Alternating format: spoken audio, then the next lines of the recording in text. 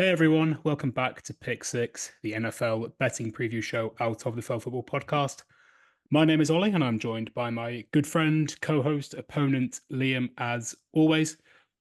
Liam, it wasn't quite to be for me last week, mate, but a pretty good start for yourself. Yeah, very happy. 4-2. Obviously missed out on the Friday night game. I was quite unlucky with the Packers. They had quite a few drops. Yeah, and then Gibbs. Yeah, no, wasn't really feeling that. They gave the ball to Montgomery in overtime, unfortunately, rather than Gibbs. So yeah, that one didn't hit. But no, yeah, no, happy with the rest. I could make a lot of excuses right now. I was just back from holiday. I was one and a half points away from 3-3. Blah blah blah. Ultimately, what am I doing? Picking wide receiver threes. It's not me. It's not who I am. It's not what I stand for. And I mean, to be honest, looking at this week's slate, we're on a little chat then. I think it's gonna be a little bit difficult to pick out some winners here. But as always, we'll do our best. Not filled with confidence, but we'll get back to winning ways, I'm sure. And I am gonna kick us off this week with what do I start with? I'm going to start with the Los Angeles Rams plus 1.5.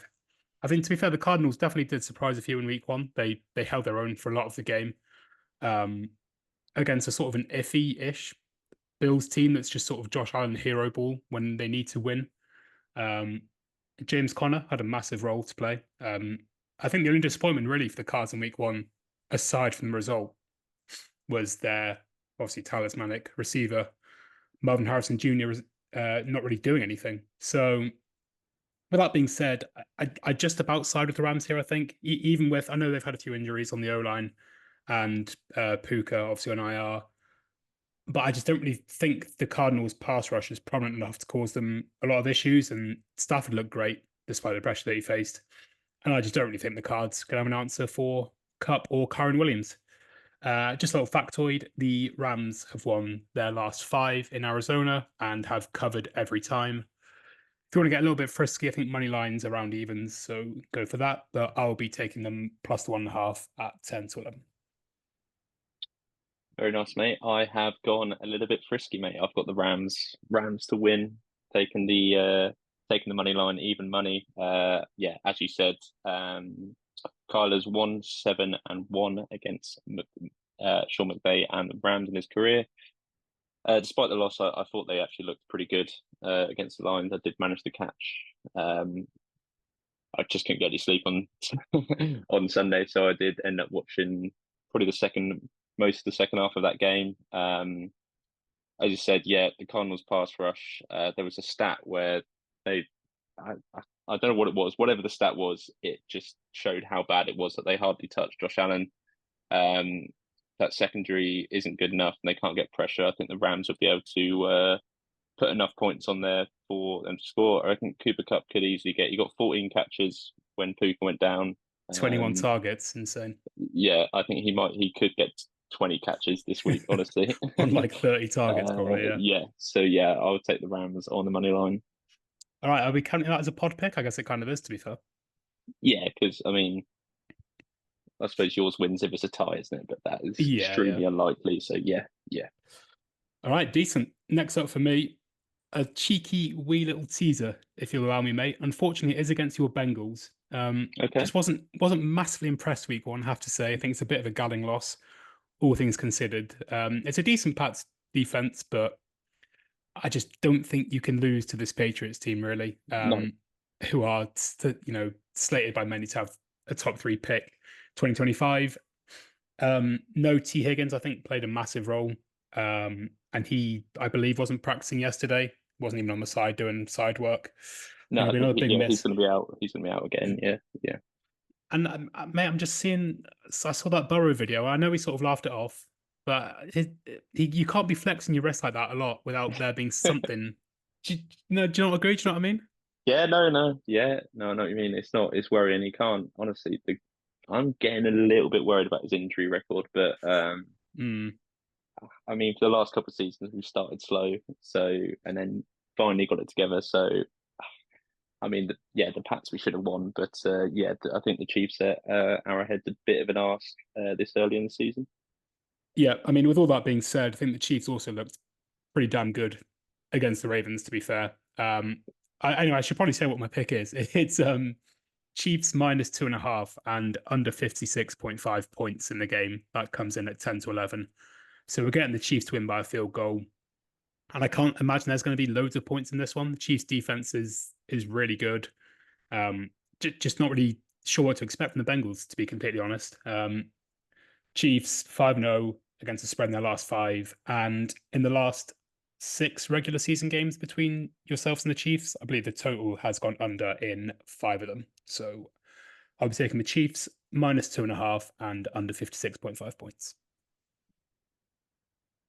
Yeah, very nice, mate. We'll go to Monday Night Football. I've got the Eagles at home, laying the 6.5, 10 to 11 there against the Falcons. Obviously, they have travelled to Brazil, got the win over there. Um, I thought they looked pretty good. Offensively, especially defensive, still some question marks. But obviously, Packers with Jordan Love are going to be a good offense. Yeah, they travel to Brazil, get the extra 2 days rest.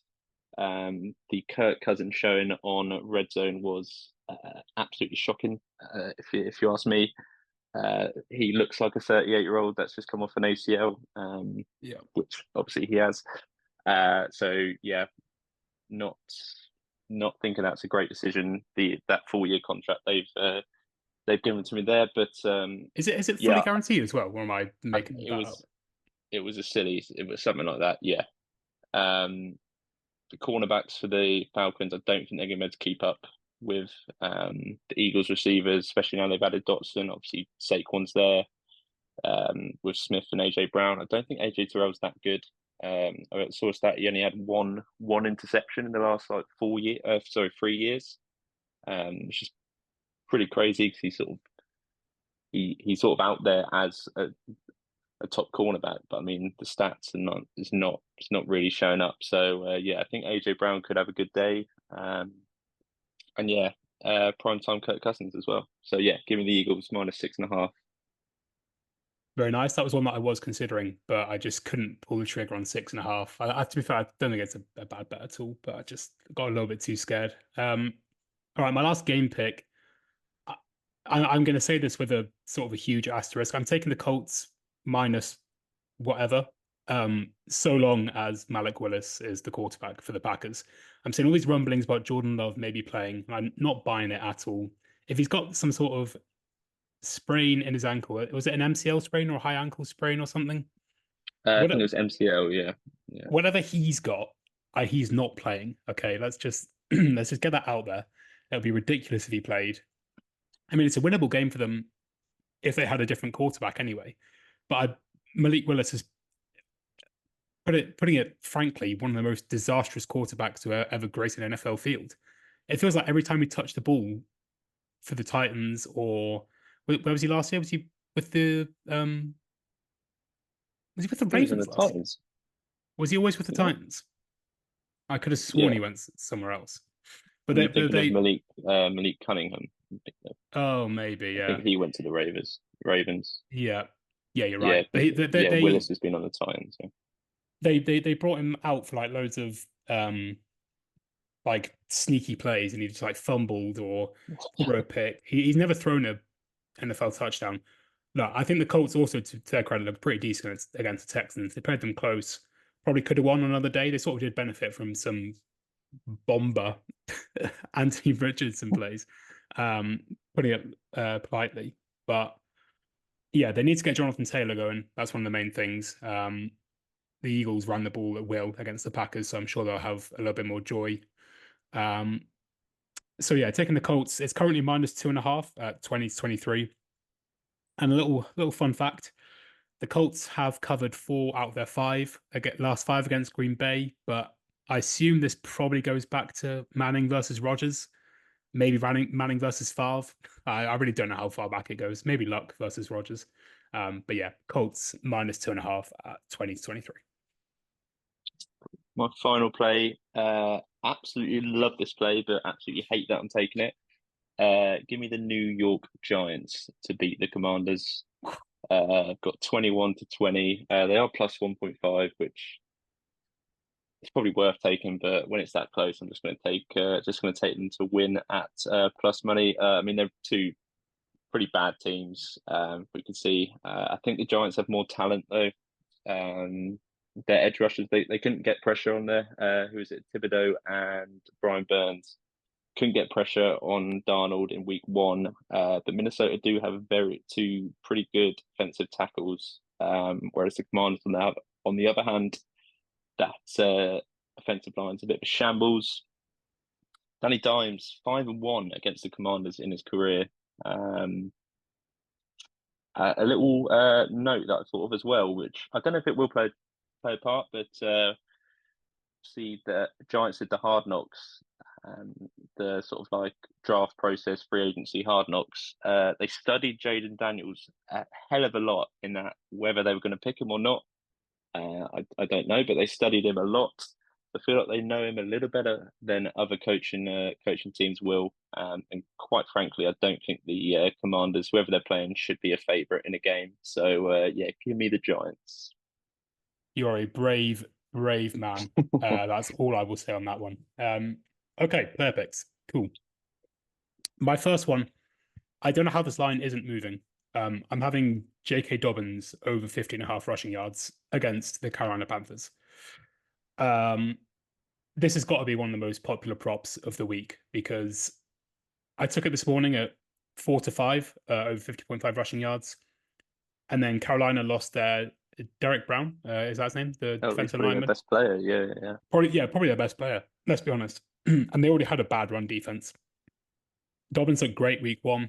He did have less carries than Gus Edwards, but Edwards got, I think, 42 yards on his 11, and Dobbins had 135, I believe, on his 10.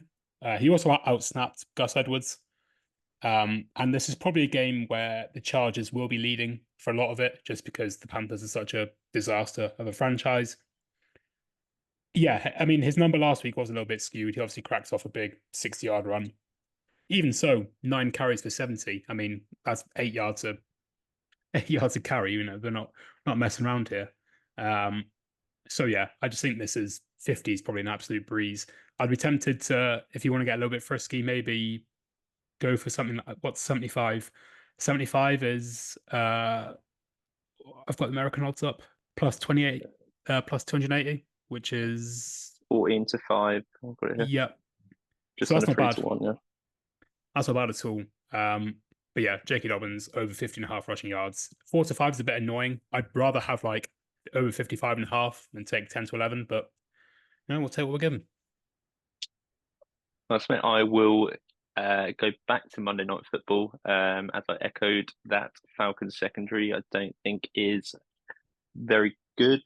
Give me AJ Brown over 77.5 receiving yards. He started where he left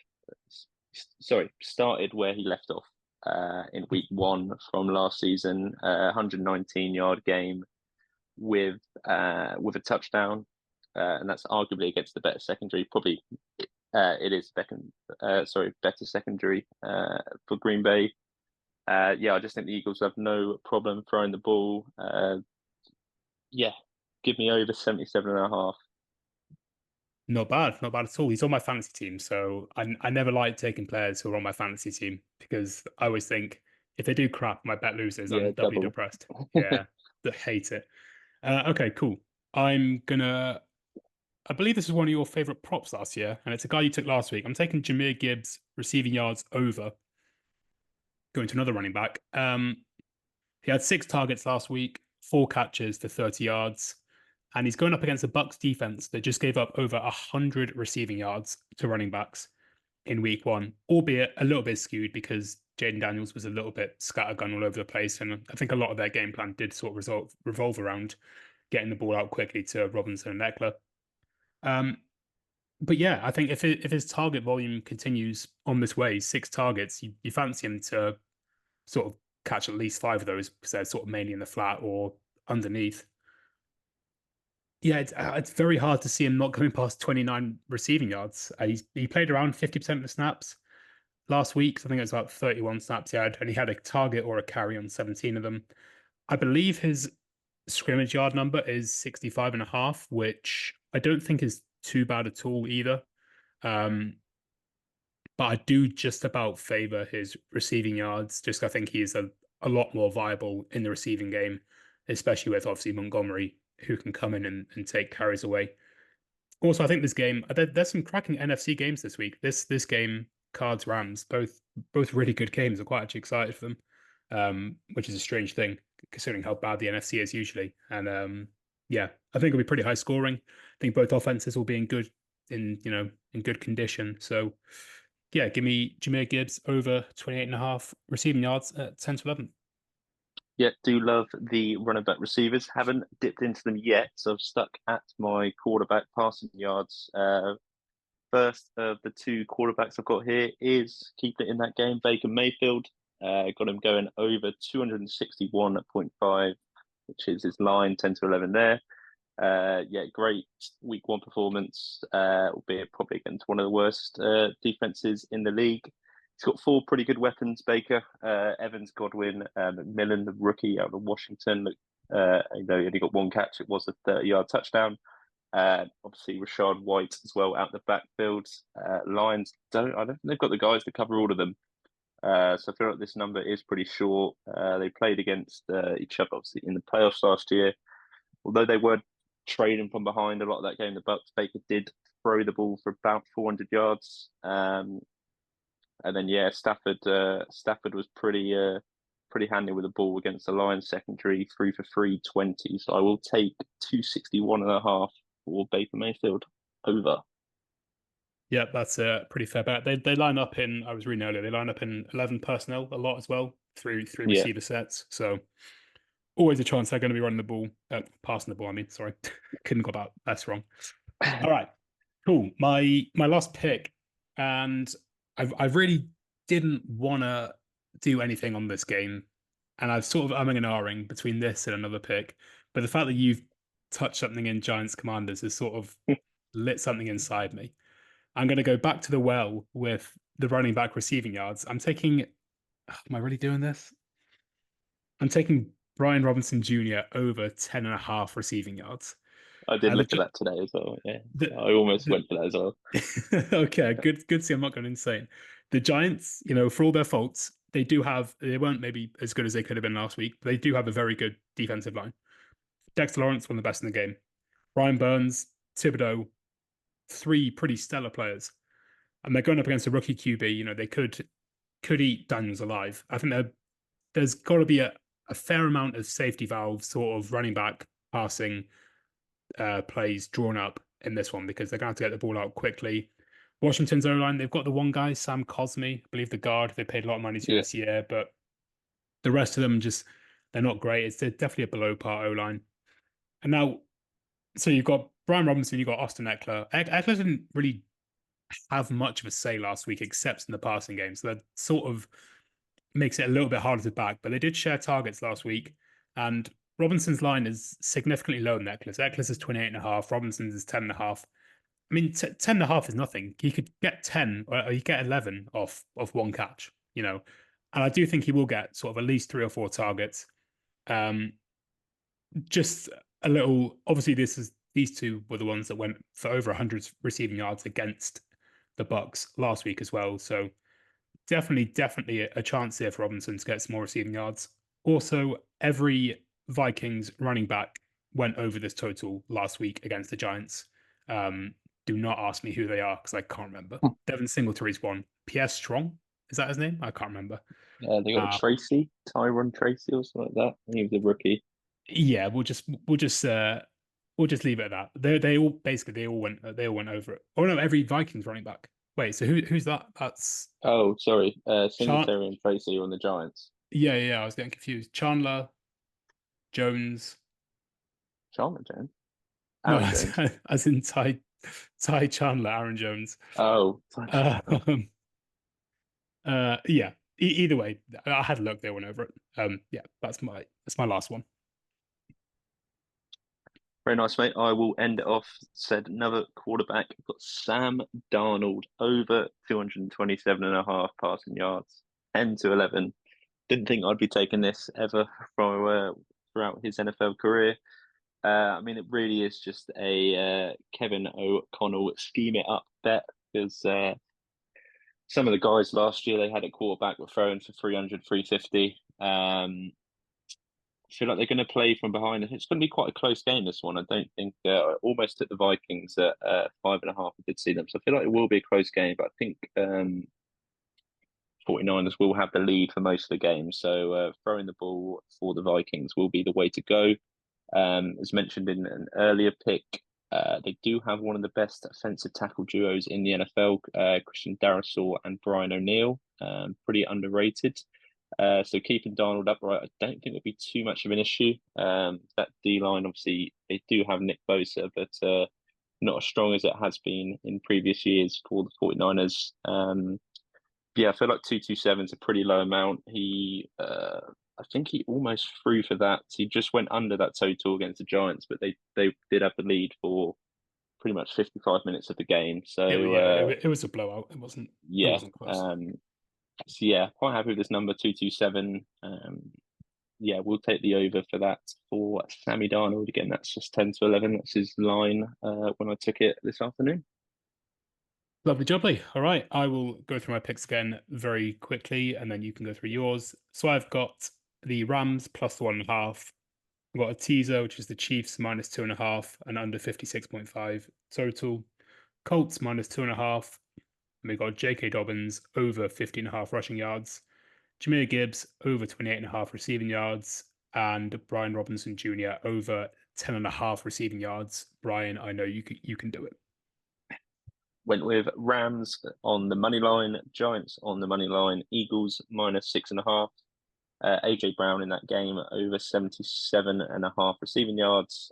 Baker Mayfield throw over 261.5 passing yards. And Sammy Darnold over 227.5. Honorable mention to the Seahawks -3 at 5-6.